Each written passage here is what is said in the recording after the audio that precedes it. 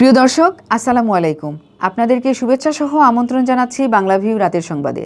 সাথে আছি আমি আয়েশা রুনা। প্রথমেই লতিফ ট্রেভেলস সংবাদ শিরোনাম। করোনার টিকা গ্রহণে পিছিয়ে নারীরা, আগ্রহ বাড়াতে নেওয়া হচ্ছে নানা উদ্যোগ।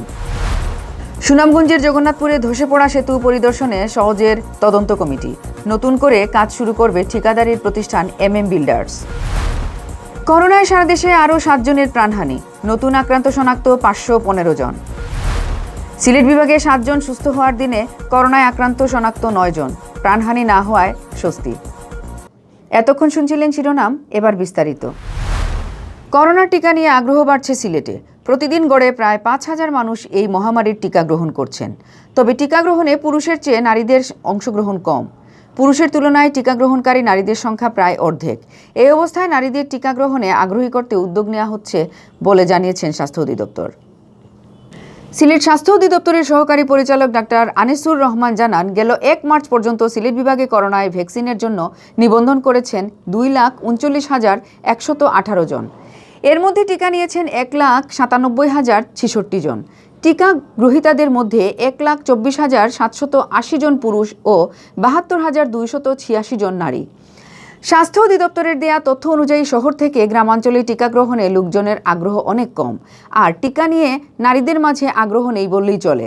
টিকা গ্রহণে নারীদের অংশগ্রহণ কম হওয়ার কারণ হিসেবে ডাক্তার আনিসুর রহমান জানান, সিলেটে টিকা নিয়ে পুরুষদের মধ্যে আগ্রহ বাড়লেও সে অনুপাতে নারীরা টিকা নিতে আসছেন না। বয়সের বার্ধক্যতা, গর্ভাবস্থা সহ কিছু কারণে টিকা গ্রহণে নারীরা পিছিয়ে রয়েছেন। এছাড়া গ্রামের মহিলাদের মধ্যে টিকা নিয়ে খুব কম আগ্রহ, তাই টিকা গ্রহণে নারীরা পিছিয়ে রয়েছেন। এই অবস্থার উত্তরণ ঘটাতে সচেতনতা ও প্রচারণামূলক কার্যক্রম হাতে নেয়ার পরিকল্পনা চলছে। এদিকে সিলেট সিটি কর্পোরেশনের আওতাধীন Sylhet MAG Osmani medical college হাসপাতাল ও পুলিশ লাইন্স হাসপাতালে গড়ে প্রতিদিন 2 সহস্রাধিক লোক করোনায় ভ্যাকসিন নিচ্ছেন। সিটি কর্পোরেশনের প্রধান স্বাস্থ্য কর্মকর্তা ডাক্তার জাহিদুল ইসলাম জানান, নগরীতে টিকা গ্রহণের ক্ষেত্রে পুরুষদের চেয়ে নারীরা পিছিয়ে রয়েছেন। এখন পর্যন্ত সিলেট নগরীতে 44,000 লোক করোনা ভ্যাকসিনের জন্য রেজিস্ট্রেশন করছেন, যার মধ্যে প্রায় 42,000 ভ্যাকসিন নিয়েছেন। ভ্যাকসিন গ্রহণকারীদের মধ্যে 2/3 পুরুষ। ডাক্তার জাহিদুল ইসলাম জানান, করোনায় নারীদের চেয়ে পুরুষরাই বেশি আক্রান্ত হয়েছেন, সে কারণেই সম্ভবত পুরুষরাই বেশি ভ্যাকসিন নিচ্ছেন। এছাড়া রক্ষণশীলতা, সচেতনতা, জাতীয় পরিচয়পত্র না থাকা সহ নানা কারণে নারীরা টিকা গ্রহণে পিছিয়ে রয়েছে। নারীদের টিকা গ্রহণে আগ্রহী করতে ওয়ার্ড পর্যায়ে প্রচারণা চালানোর উদ্যোগ নেওয়া হচ্ছে। সুনামগঞ্জ জগন্নাথপুর সড়কের কুন্দানালা খালের উপর 15 কোটি টাকা ব্যয়ে নির্মাণাধীন সেতু ধসে পড়ার ঘটনায় তোলপাড় চলছে। সেখানে নতুন করে আবার সেতু করা হবে বলে জানিয়েছেন সংশ্লিষ্টরা। সড়ক ও জনপথ বিভাগের অতিরিক্ত প্রকৌশলী শিশির রায়ের নেতৃত্বে 3 সদস্য বিশিষ্ট কমিটি সরেজমিনে ঘটনাস্থল পরিদর্শন করেছেন। রোববার সকালে গার্ডার বসানোর সময় হাইড্রোলিক জ্যাক বিকল হয়ে সেতুটি ধসে পড়ে। সুনামগঞ্জ সড়ক ও জনপথ বিভাগের সহকারী প্রকৌশলী মুস্তাফিজুর রহমান জানান, বুধবার থেকে ধসে যাওয়া সেতু অপসারণের কাজ শুরু হবে। অপসারণের কাজ শেষ হলে ঠিকাদারির প্রতিষ্ঠান বিল্ডার্স নতুন করে সেতুটির কাজ শুরু করবে।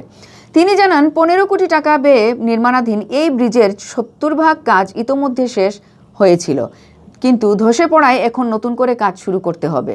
2020 সালে সুনামগঞ্জের পাগলা জগন্নাথপুর রানীগঞ্জ সড়কে জরাজীর্ণ সেতুগুলো ভেঙে 110 কোটি টাকা ব্যয়ে 7টি সেতু নির্মাণের কাজ শুরু করে সড়ক ও জনপথ বিভাগ। কাজ বাস্তবায়নের দায়িত্ব পায় ঠিকাদারি প্রতিষ্ঠান বিল্ডার্স। করোনা ভাইরাসে আক্রান্ত হয়ে গেল 24 ঘন্টায় সারা দেশে আরও 7 জনের মৃত্যু হয়েছে। তাদের মধ্যে পুরুষ 5 জন ও নারী 2 জন। মঙ্গলবার বিকেলে স্বাস্থ্য অধিদপ্তরের অতিরিক্ত মহাপরিচালক নাসিমা সুলতানা স্বাক্ষরিত এক সংবাদ বিজ্ঞপ্তিতে এ তথ্য জানানো হয়। বিজ্ঞপ্তিতে বলা হয়, মৃতদের সবাই হাসপাতালে চিকিৎসাধীন অবস্থায় মারা যান। এ নিয়ে দেশে মোট মৃত্যুর সংখ্যা 8,423 জনে দাঁড়িয়েছে। অন্যদিকে গত 24 ঘন্টায় নতুন করে করোনা রোগী শনাক্ত হয়েছেন 515 জন। এ নিয়ে এখন পর্যন্ত শনাক্তের সংখ্যা দাঁড়িয়েছে 5,47,316 জন। এছাড়া গত 24 ঘন্টায় দেশের সরকারি ও বেসরকারি পর্যায়ে পরিচালিত 216টি ল্যাবে 15,523টি নমুনা সংগ্রহ করা হয়। এর মধ্যে পরীক্ষা করা হয় 15,325টি নমুনা। এ নিয়ে মোট নমুনা পরীক্ষার সংখ্যা দাঁড়ালো 40,72,922টি। এদিকে গত একদিনে করোনা থেকে সুস্থ হয়েছেন আরও 894 জন।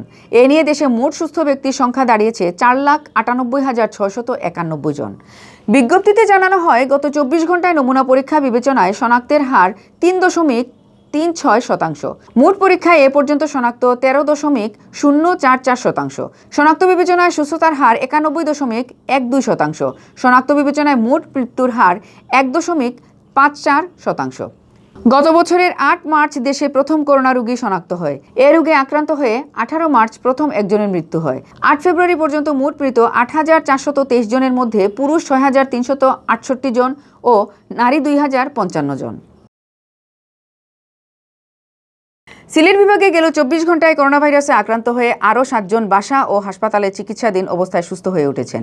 এ নিয়ে বিভাগে মোট সুস্থ রোগীর সংখ্যা দাঁড়িয়েছে 15,647 জনে।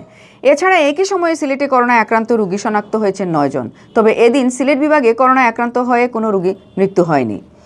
মঙ্গলবার সকালে স্বাস্থ্য অধিদপ্তরের সিলেট বিভাগীয় পরিচালক ডাক্তার সুলতানা রাজিয়া স্বাক্ষরিত এক প্রতিবেদনে এ তথ্য জানানো হয়। প্রতিবেদনে বলা হয়, গেল 24 ঘন্টায় সিলেট বিভাগে আরও 9 জন করোনা আক্রান্ত রোগী শনাক্ত হয়েছেন, যাদের মধ্যে 7 জনই সিলেট জেলার শনাক্ত হয়েছেন। এছাড়া বিভাগের হবিগঞ্জ জেলায় আরও 1 জন ও Sylhet MAG Osmani medical college হাসপাতালে চিকিৎসাধীন আরও 1 জন রোগীর শরীরে করোনা ভাইরাসের উপস্থিতি শনাক্ত করা হয়েছে। একই দিনে সিলেট বিভাগে আক্রান্ত রোগী বাসা ও হাসপাতালে চিকিৎসাধীন আরও 7 জন রোগী করোনা ভাইরাসকে জয় করে সুস্থ হয়ে উঠেছেন, যাদের সকলেই সিলেট জেলার বাসিন্দা। স্বাস্থ্য অধিদপ্তরের সিলেট বিভাগীয় অফিস সূত্রে জানা যায়, মঙ্গলবার সকাল 8টা পর্যন্ত সিলেট বিভাগে করোনা প্রমাণিত রোগীর সংখ্যা 16,314 জন। এর মধ্যে সিলেট জেলার অর্ধেকেরও বেশি 9,816 জন। এছাড়া সুনামগঞ্জে 2,053 জন, হবিগঞ্জে 2,002 জন ও মৌলভীবাজারে 1,943 জনের করোনা শনাক্ত হয়েছে। সিলেট বিভাগে 23 জন করোনা আক্রান্ত রোগী হাসপাতালে চিকিৎসা নিচ্ছেন, যাদের সকলেই সিলেট জেলার বিভিন্ন হাসপাতালে চিকিৎসা নিচ্ছেন। এছাড়া এখন পর্যন্ত সুস্থ হয়েছেন বিভাগের 15,647 জন করোনা আক্রান্ত রোগী এবং মৃত্যুবরণ করেছেন 278 জন।